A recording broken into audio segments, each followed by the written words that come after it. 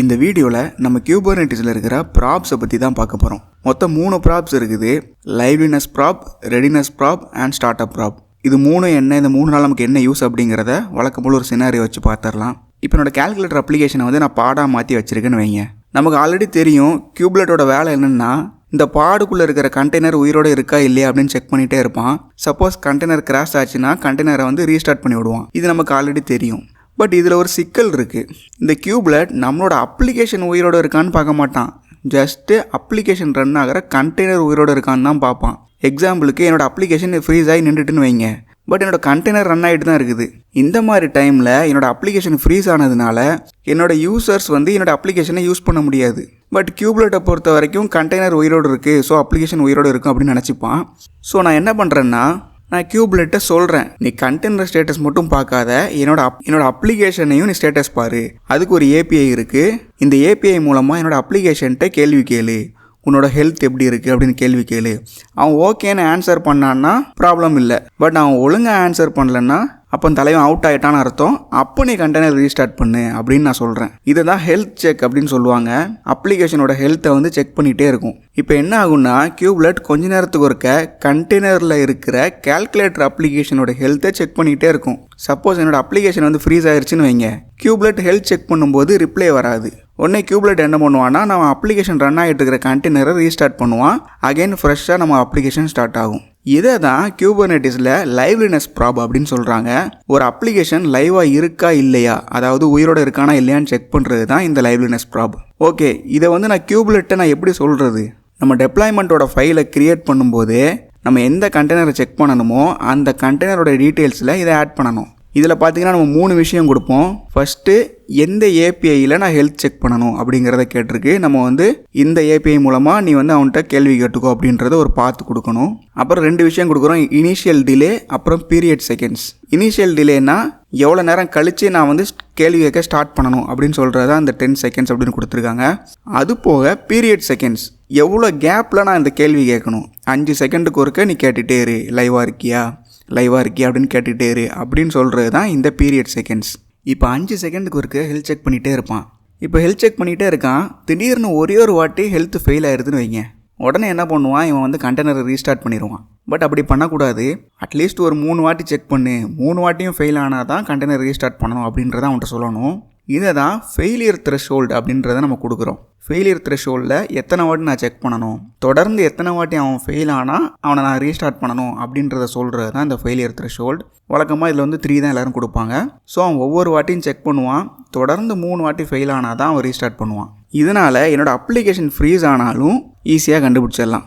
Okay, இப்போ இன்னொரு problem இருக்குது. என்னோடய பாடு க்ரியேட் ஆகிருச்சு, கண்டெய்னரும் ஸ்டார்ட் ஆகிருச்சு. ஆனால் என்னோடய அப்ளிகேஷன் வந்து லோடாக கொஞ்சம் டைம் ஆகும். ஸோ இன்னும் ஸ்டார்ட் ஆகி முடிக்கலை.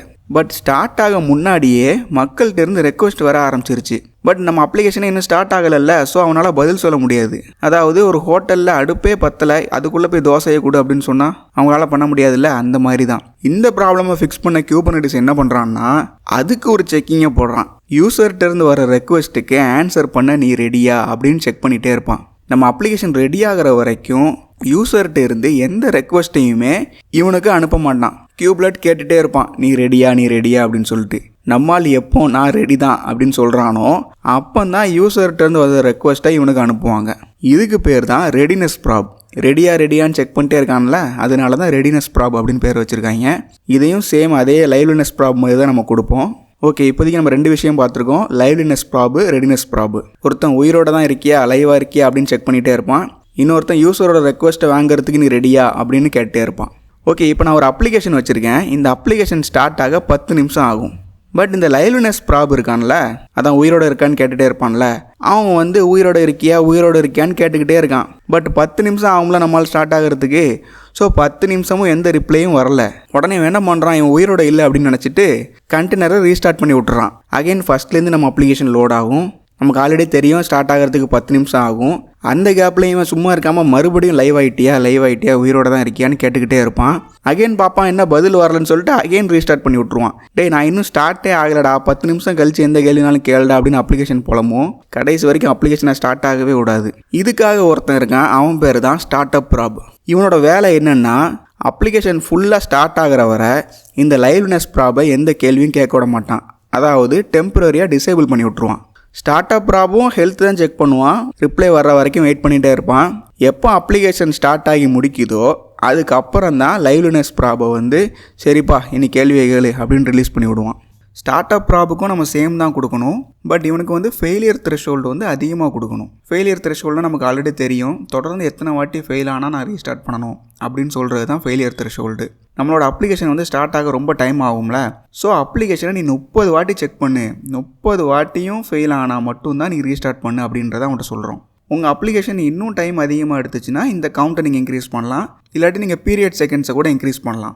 ஓகே, எதுக்குப்பா ஸ்டார்ட் அப்புக்கு த்ரெஷோல்டு கொடுக்கணும்?